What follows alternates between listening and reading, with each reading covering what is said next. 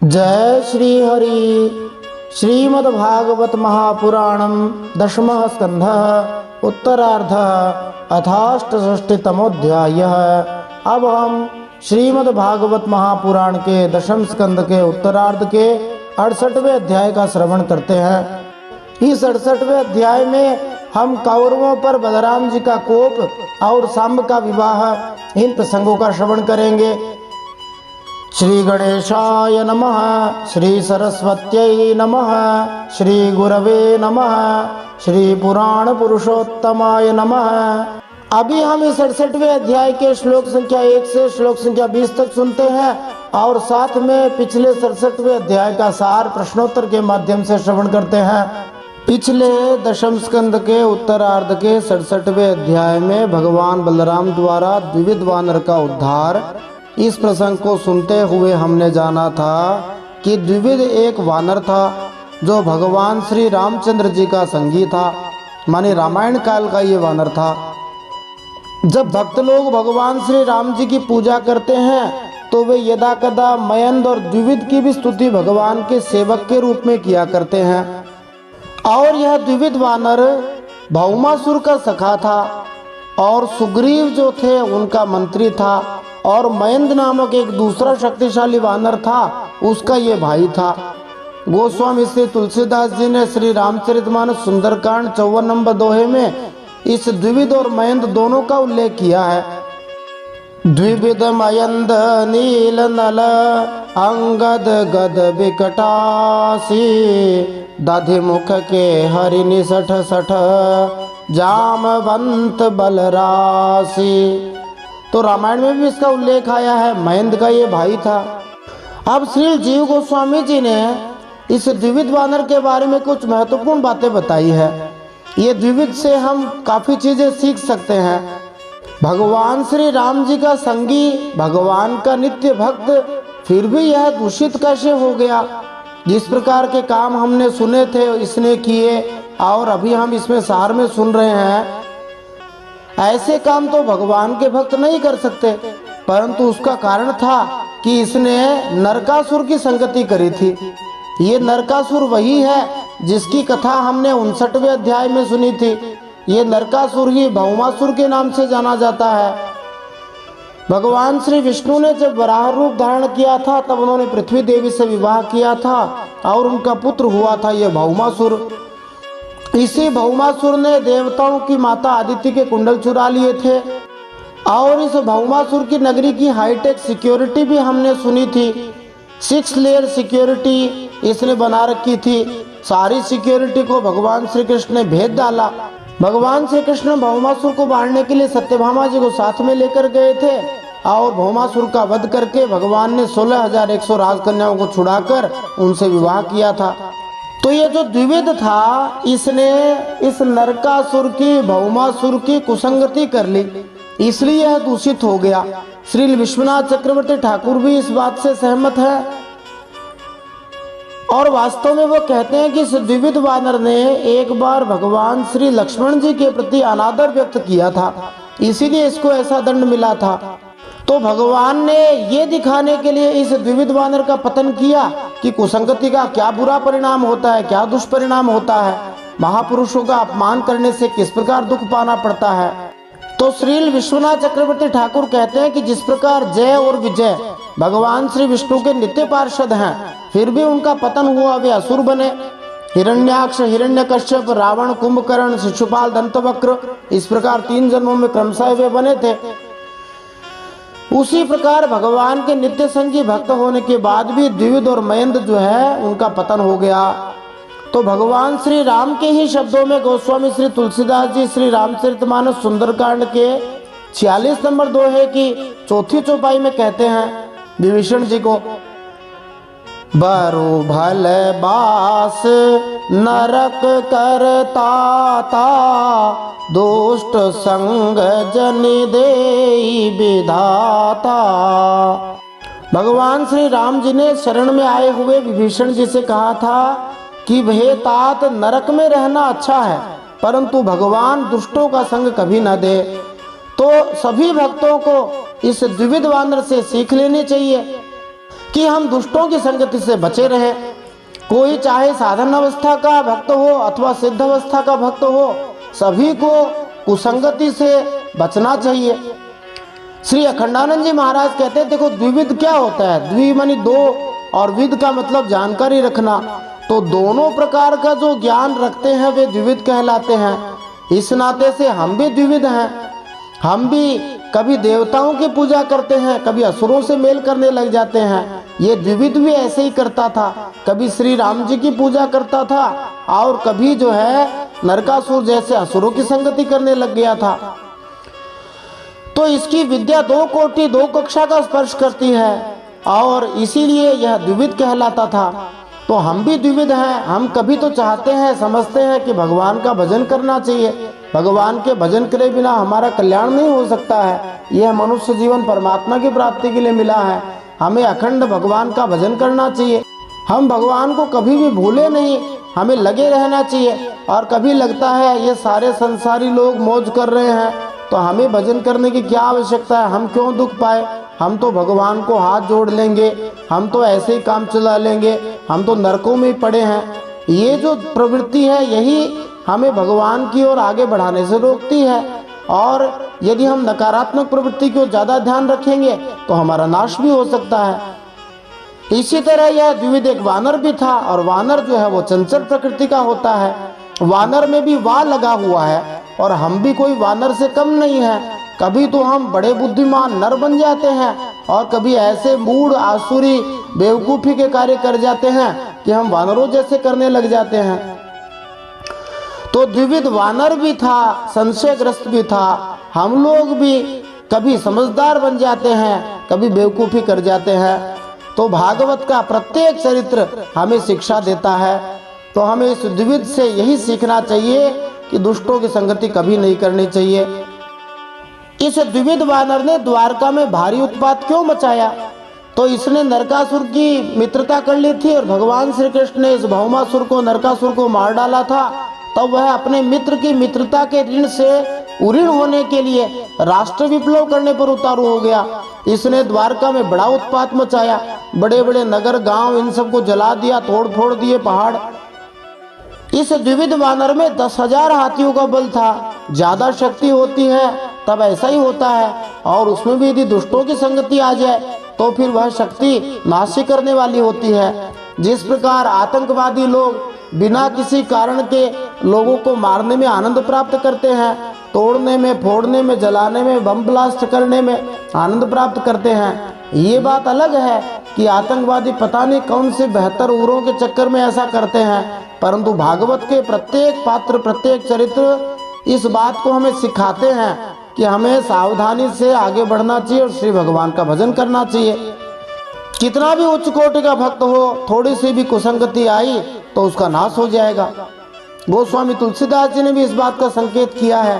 परम श्रद्धेय स्वामी जी श्री रामसुखदास जी महाराज बहुधा कहा करते थे, बिगड़ी जन्म अनेक की सुधर अब ही आजू, हो ही राम को नाम जपू तुलसी तज कुसमाजू। कुसमा छोड़कर भगवान का भजन करना चाहिए, भगवान के होकर भगवान का भजन करना चाहिए। यही बात हमें इस द्विविध वानर के चरित्र से सीखने को मिल रही है। भगवान श्री कृष्ण की राजधानी द्वारका थी, वह आनर्त या काठियावाड़ देश में ही है जो गुजरात के अंदर है।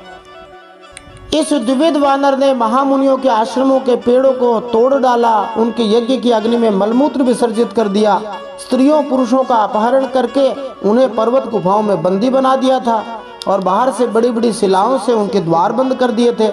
इस तरह समूचे प्रदेश को ध्वंस करके उनके उच्च कुल की तरुणियों का शील भंग करके द्विविध रैवतक पर्वत में आया था, जहां उसने भगवान श्री बलराम जी को देखा।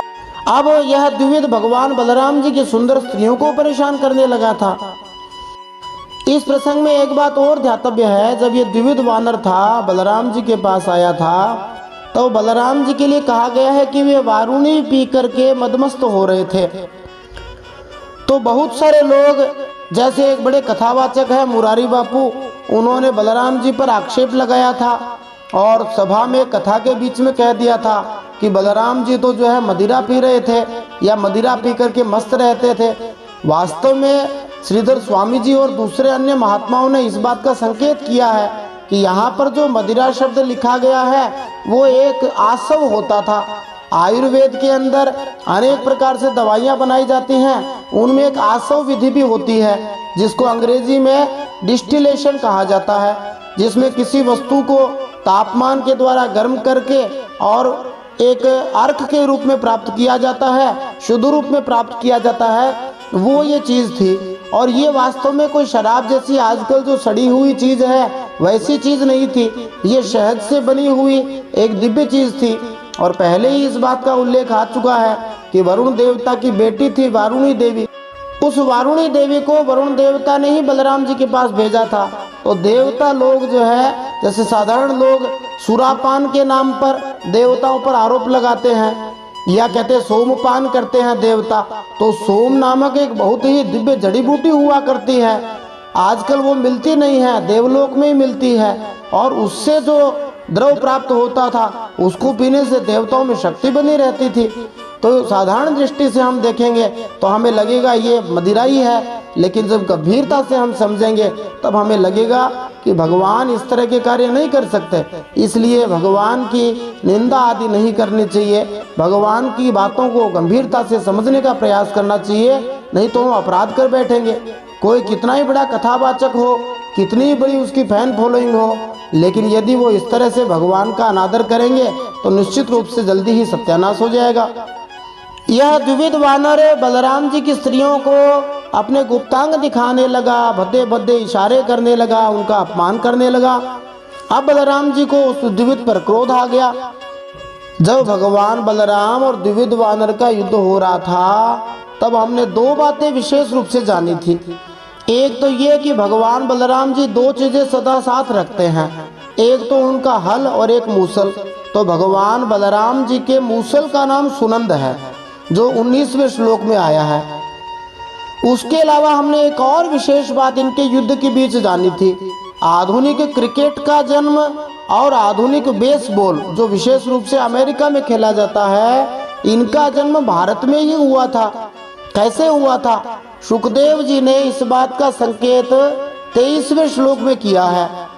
द्विविध वानर बहुत बड़ी चट्टान उठाता और बलराम जी की ओर फेंकता। बलराम जी अपने मूसल से उस चट्टान को उसी तरह मारते जैसे बेसबॉल में मारा जाता है या क्रिकेट में मारा जाता है, और उस चट्टान के टुकड़े कर देते। तो श्री प्रभुपाद जी ने भी इस बात का संकेत किया है कि भारतवर्ष में ही क्रिकेट और बेसबॉल आदि शुरू हुए थे। भगवान बलराम जी ही क्रिकेट और बेसबॉल के जनक कहलाते हैं। भगवान बलराम जी के सामने जैसे चट्टान या पेड़ आता, वो अपना बड़ा सारा जो मूसल था उसको घुमा करके और उसके टुकड़े टुकड़े कर देते, उस चट्टान को चूर चूर कर देते।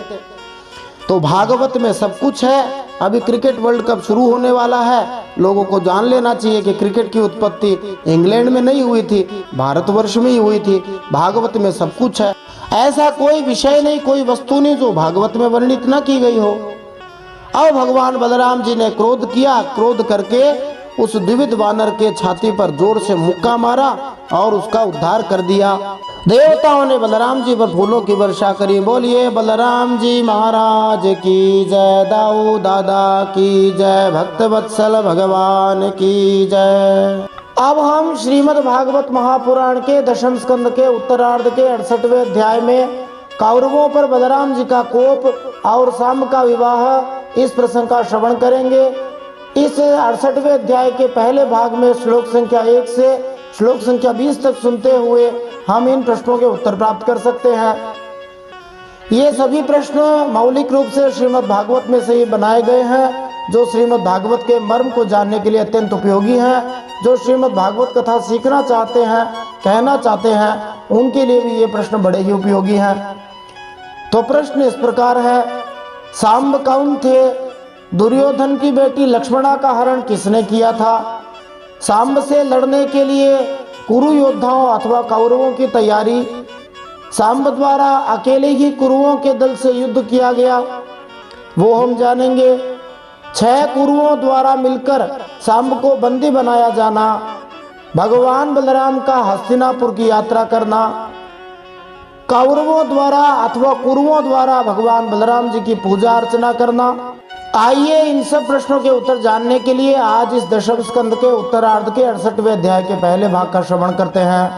जय श्री हरि। नारायणं नमस्कृत्य नरं चैव नरोत्तमं देवीं सरस्वतीं व्यासं ततो जयमुदीरयेत्। भगवान श्री नरनारायण को प्रणाम करते हुए श्री गणेश जी महाराज, माता सरस्वती, वेदव्यास भगवान को प्रणाम करते हुए हृदयाराध्य सर्वांतर्यामी, सबके हृदयों में विराजमान, अनंत कोटि ब्रह्मांड नायक, परात् पर ब्रह्म पुरुषोत्तम, जगदाधार, जगन्नियंता, जगदीश्वर, जगतगुरु, जगन्नाथ भगवान श्री हरि के पवित्र चरणों में प्रणाम करते हुए भगवत स्वरूप श्रीमद् भागवत महापुराण को प्रणाम करते हुए श्री सुखदेव जी और परीक्षित महाराज को प्रणाम करते हुए अनंत कोटि सब संत महात्मा वैष्णवों को प्रणाम करते हुए भगवान श्री द्वारकाधीश को प्रणाम करते हुए मैं सुनील हरि आप सबका श्रीमद् भागवत महापुराण के संस्कृत श्लोक हिंदी भावार्थ रोचक प्रश्नों सहित सुनने के लिए स्वागत करता हूँ। अब हम श्रीमद् भागवत महापुराण के दशम स्कंद के उत्तरार्ध में 68वां अध्याय सुनते हैं। इसमें हम कौरवों पर बलराम जी का कोप और सांब का विवाह, इस प्रसंग का श्रवण करेंगे। श्रीमद् भागवत महापुराणम दशमः स्कंधः उत्तरार्धः अथाष्टषष्टितमोऽध्यायः। श्री शुक उवाच दुर्योधन सुतां राजन् लक्ष्मणां समितिञ्जयः स्वयंवरस्थामहरत् सांबो जाम्बवती सुतः। श्री सुखदेव जी परीक्षित महाराज से कहते हैं, जाम्बवती नंदन सांब अकेले ही बहुत बड़े बड़े वीरों पर विजय प्राप्त करने वाले थे। वे स्वयंवर में स्थित दुर्योधन की कन्या लक्ष्मणा को हर लाए। तो भगवान श्री कृष्ण के पुत्रों में जाम्बवती नंदन सांब बड़े शूरवीर भी थे, सुंदर भी थे, मधुर भी थे। यही एक ऐसे पुत्र थे जिनकी उत्पत्ति के लिए भगवान श्री कृष्ण ने भगवान सूर्य की आराधना की थी। सांब पुराण में इनकी बड़ी विचित्र कथा आती है। एक बार सांब ने सोचा कि कौरव पांडव लोग जब देखो तब हमारे वंश की लड़की उठा ले जाते हैं, इसलिए इनसे कुछ तो बदला लेना चाहिए। ये सोचकर वे स्वयं दुर्योधन की कन्या लक्ष्मणा को हर लाए थे।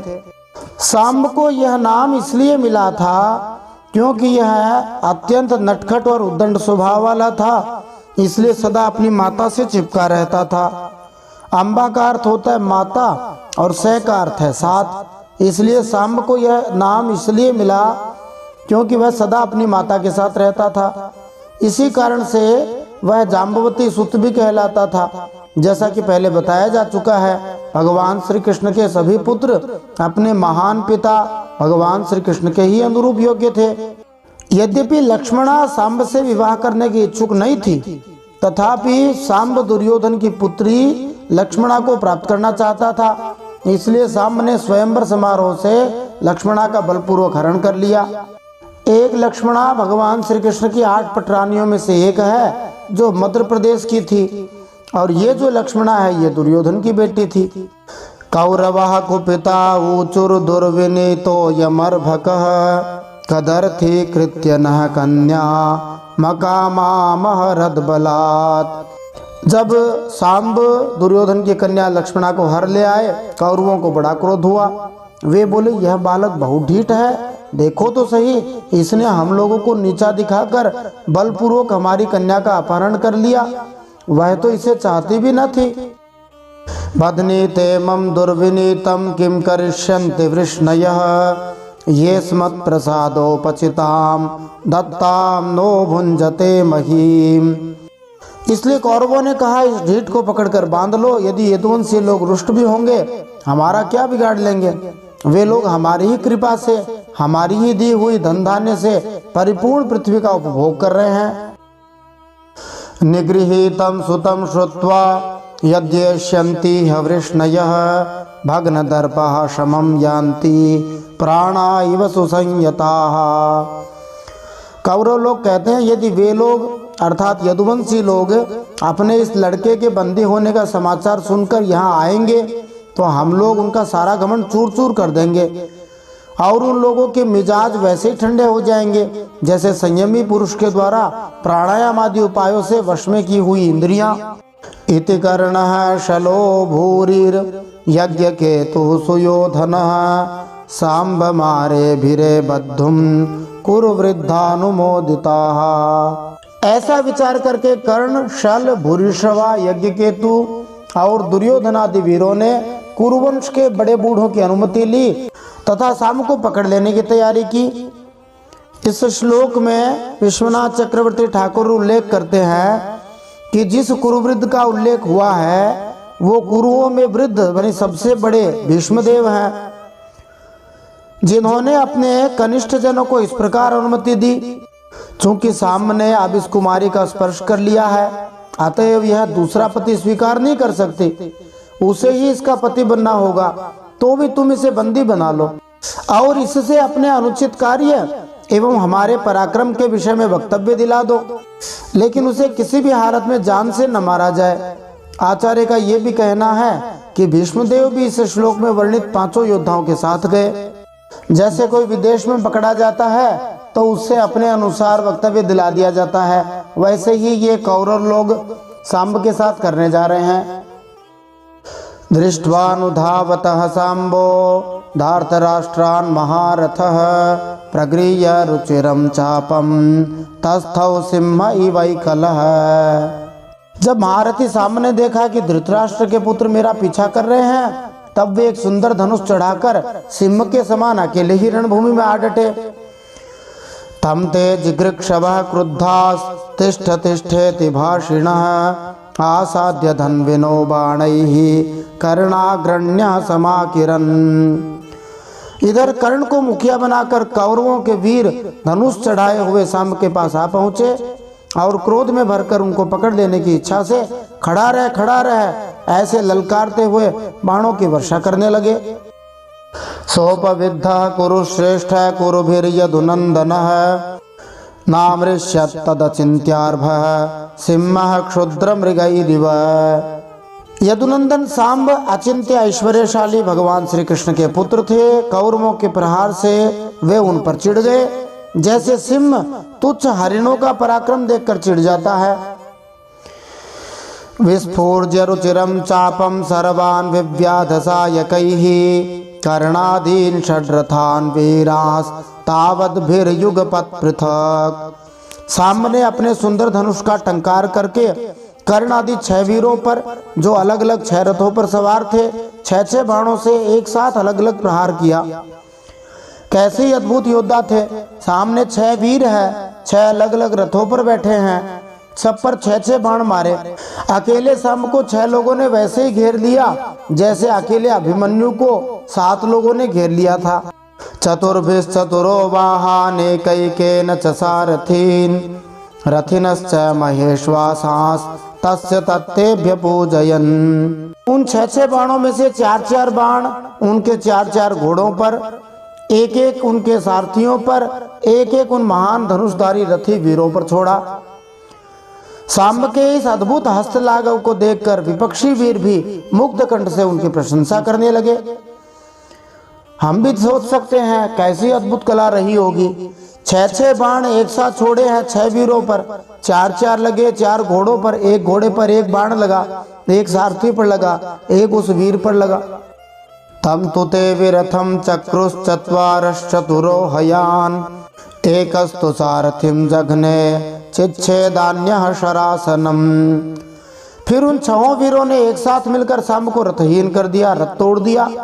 4 वीरों ने एक बाण से 4 घोड़ों को मारा, एक ने सारथी को, एक ने सांब का धनुष काट डाला। तम बद्ध्वा विरथी कृत्य कृच्छ्रेण कुरवो युधि कुमारम स्वस्य कन्याम च स्वपुरम जैनो विशन। इस प्रकार कौरवों ने युद्ध में बड़ी कठिनाई और कष्ट से सांब को रथहीन करके अंत में बांध ही लिया। इसके बाद वे उन्हें तथा अपने कन्या लक्ष्मणा को लेकर जय मनाते हुए हस्तिनापुर लौट आए। तत्श्रुत्वा नारदोक्तेन राजन् संजातमन्यवः कुरून् प्रत्युद्यमं चक्रु रुग्रसेन प्रचोदिताः। जब द्वारका में बहुत दिनों तक शाम का आता पता नहीं चला, तब एक दिन नारद जी महाराज वहां पर आए। उन्होंने भगवान श्री कृष्ण को समाचार सुनाया। सभी यदुवंशियों को यह सुनकर बड़ा क्रोध आया। नारद जी ने सुनाया कि तुम्हारा बेटा कौरवों ने बंदी कर रखा है, उन पर तुरंत चढ़ाई करके शाम को छुड़ा लाओ। सभी यदुवंशी महाराज उग्रसेन की आज्ञा से कौरवों पर चढ़ाई करने की तैयारी करने लगे।